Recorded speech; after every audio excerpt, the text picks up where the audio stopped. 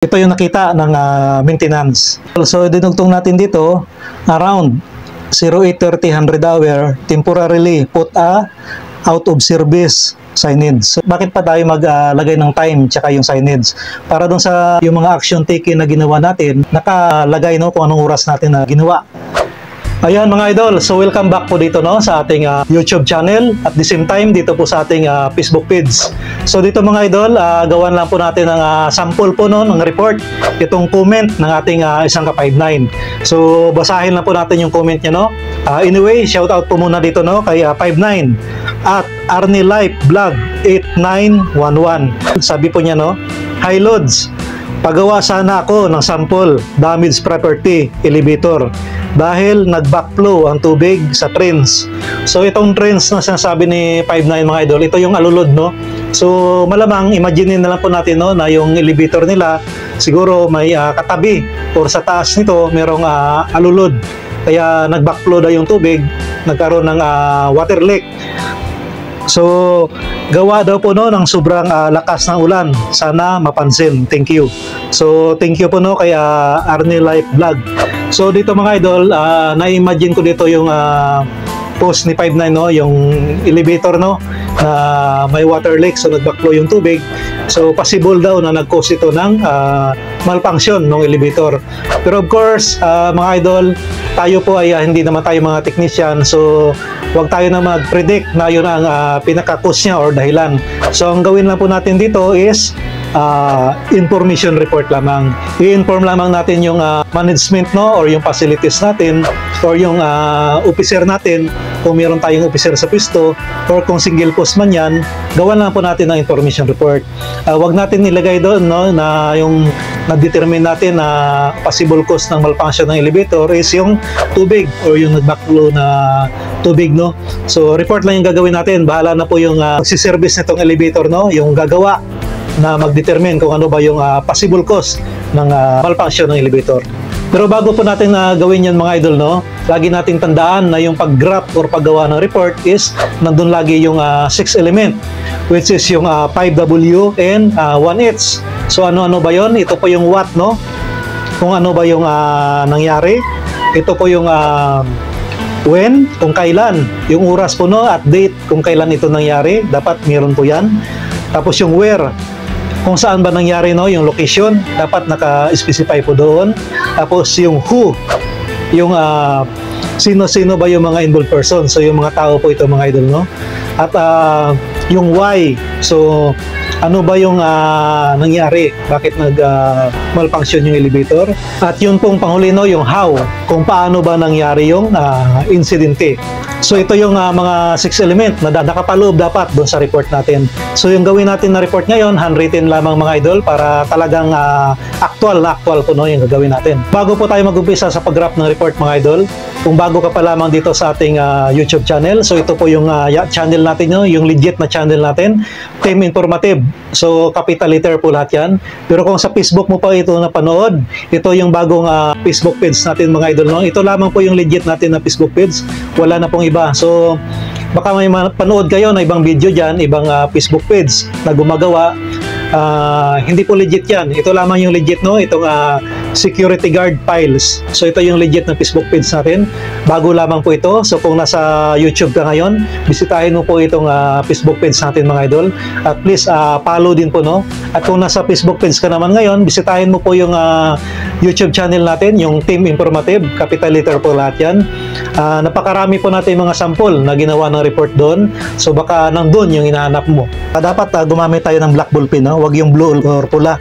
For formality, dapat lagi tayong gumamit ng black ballpen. So mag-start na tayo ng pag-graph nitong report na to mga idol. Unahin natin yung headings no. So ito yung headings, yung pinakataas. Ito po yung client natin. So tanda natin client po to ha.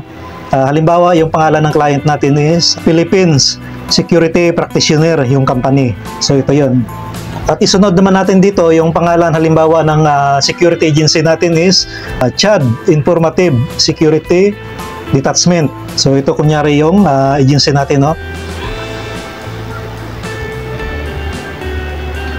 Ayun mga idol, so ito yung address po natin mga idol no. Ito yung detachment natin, yung pangalan ng client, yung Philippine Security Practitioner. Ito po yung agency natin, yung Chad Informative Security. Pero dugtungan po natin ng detachment. Ayan. So, itong sa baba naman, address to, no? Hindi ko lang naayos mga idol, pero pag nag-graph kayo ng report, dapat naka-arrange. So, sumubra dito, lumagpas, pero dapat naka-arrange po yan. Tapos, sunod po natin kung kanino natin ipadala, no? Kung meron tayong detachment commander, kung maramihan tayo, or may officer tayo, no? Lagay natin dito, halimbawa, no? Si SO, Ray Sandoval. Of course, pag naglagay tayo ng pangalan ng detachment commander natin, kung mayroon siya mga title, no, halimbawa retired army siya o may mga training siya, ilagay natin, halimbawa dito si SP siya, no, yan.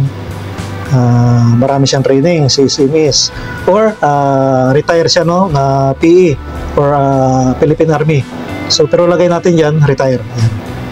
Close and open parenthesis, no. Tapos sa baba niyan mga idol, lagyan po natin ng title po niya or yung posisyon. Detachment commander. I-throw naman natin, no? Ibig sabihin po ng throw sa pamamagitan ng, so dapat by channel, no? Huwag tayong mag-direct. So step by step yan. So yung halimbawa, no, kay SIC o yung chief in charge, kay SO, kahit na panggabi o pangumaga tayo mga idol, lagyan natin lagi ng chief in charge. Formality lang naman yan, no? Kahit na minsan kasi sa umaga lang mayroong detachment commander, tapos sa gabi lang yung chief in charge. Pero dapat naka-throw po lagi, no, kay chief in charge. Lagay natin kunyari dito si Gary Escobar. Siya yung chief in charge. So ano rin siya, no? CSP. Tapos Philippine Army retired din siya. So lagay rin po natin. So ilagay natin sa baba, ng designation niya is chief in charge or yung SIC. Kung single post ka naman, i-address mo sa facilities nyo, no? Or sa admin. Tapos yung throw, kahit wala na yung throw. Or kung meron naman, no, kung kunyari merong higher position dyan, no, yung HR manager ninyo, tapos i-throw ninyo kay facilities. Para ganun. Kung kanino kayo nag-report. So yung subject lang natin dito, ilagay natin information report. Kasi inform na naman natin yung elevator malfunction. Kasi yun naman talaga yung ginawa natin ng report. Maglagay tayo dito ng remark, yung fact of the incident, no? Lagyan natin ng open and close parenthesis ito. Sabihin natin yung report natin. Passenger, elevator, malfunction. Yan. So, hindi na siya gumana. Huwag natin lagyan ng defective or sira. Malfunction lang, no? Kasi pag defective, pag sinabing defective, ibang term kasi yun, no? Pag sinabing defective. So, malfunction lamang po ilagay natin. So, yung date po today, ano bang date ngayon? Halimbawa, lagay lang natin, no? Saturday ngayon. So, ilagay natin 17 August 2024. So, updated po yan, bagong-bago, no? Yan yung date natin. Mga idol, dito, mag-graph na po tayo ng report dito. Of course, nilagay natin, no, at around. Ako mga idol, kapag handwriting, nilalagyan ko ng ganito, no? Para pang-straight kasi to sa report. At dagdag na rin ng ano, no? Pero pag kayo gumawa, gamitan nyo po ng ruler para straight or diretso yung gawa nyo. Yan. So dito mga idol, maglagay kayo ng margin, no? Kahit 1 inches dito or dito naman. Dapat kasi dito yung proper talaga 1.5 inches sa kaliwa, dito 1 inches sa kanan. Pero tansyahin nyo na lang. Ayan. So mag-start na po tayo ng graph na report. So ilagay natin dito, no, at around. So bandang ganitong oras kasi yon. So straight lang po natin dito sa date, yung around, no, at around. Yan. So mag-start na tayo. Anong oras ba natin nakita ito? So lagay natin. Kunyari, umaga, no, 0800 hour. Tapos maglagay tayo ng dash. Same date as stated above. So ito na yung mini-mention mo na date para doon sa green up mo na report kahit hindi ka na maglagay ng date. Pwede ring date mga idol.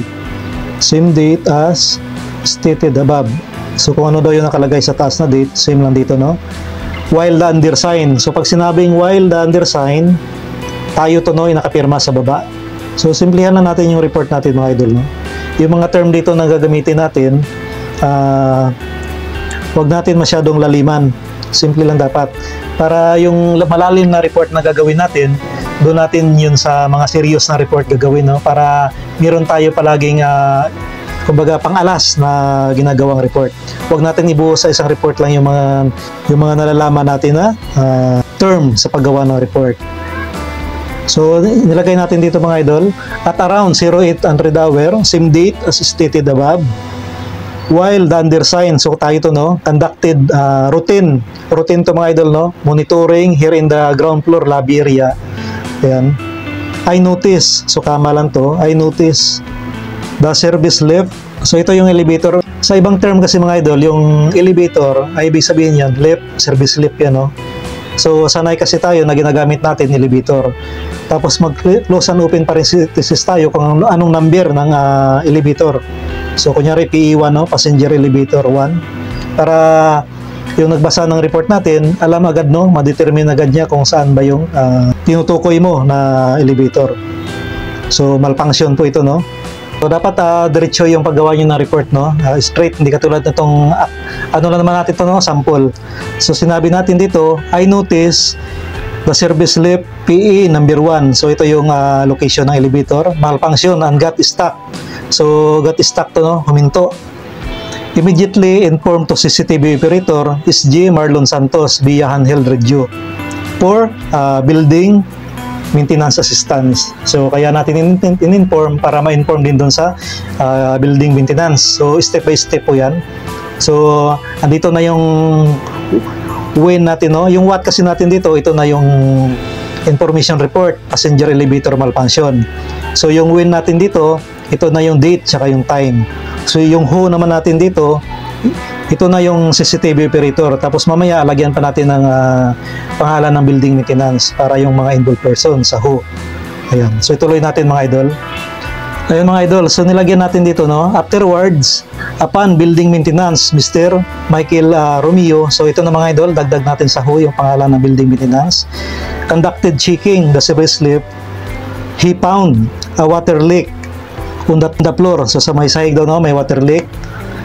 Mr. Romeo confirmed the water backflow from the train. So ito po yung nag-overflow yung tubig doon sa may alulod, no. Siguro yung elevator nila may katabi to na parang pangsahod ng tubig in case na may ulan. So nag-backflow na po ito, no, on the top of this elevator area. So ito yung nakita ng maintenance. Ayun mga idol, so dinugtong natin dito around 08:30 hour temporarily put out of service signage. So bakit pa tayo maglagay ng time tsaka yung signage? Para doon sa report natin mga idol, yung mga action taken na ginawa natin, nakalagay, no, kung anong oras natin na ginawa. Ayun. So maglagay tayo ng out of service signage para ano, no, ma-prevent natin, no, to prevent any incident in the future. So para wala nang gumamit. Para kung meron man mga client, visitor, mga empleyado, wag na nilang gamitin yon kasi may caution na, no, may signage na out of service. So sa ibang part na sila ng service lift or ng elevator gumamit. Ayan. So dugtungan pa natin sa baba mga idol, no, ilagay po natin, wag natin kalimutan palagi to for your information and future reference. So ilagay po natin to palagi, no. And of course sa pinakababa mga idol, ilagay natin yung pangalan natin, yung gumawa ng report. So, prepared by. So, ilagay natin dito, no, pangalan natin. Ayan. Baka hindi nyo masyadong maintindihan yung sulat handwriting natin mga idol. Ilalagay natin ito yung sa description box ng video, no, sa YouTube at sa Facebook page natin, sa security guard files, doon naman sa comment section. Ayan. So, lagay natin dito yung guard on duty, yung designation natin mga idol. Ayan. So, ito po yung pinaka-buo ng report, no. Andito na po yung 5W in 1H, no. Yung what, when, where, who, why, and how. So, dapat nandun lagi sa report natin mga idol. Shoutout po pala sa lahat ng ka-59 natin dyan. Nawa ay nasa mabuti kayong kalagayan doon nyo o sa duty ninyo. So pagigihan natin lagi yung trabaho natin. So kung meron kayong mga request na sample ng report, no, na gusto nyo paggawaan ng video, so i-comment nyo lang dyan sa comment section at gagawa natin ng sample yan.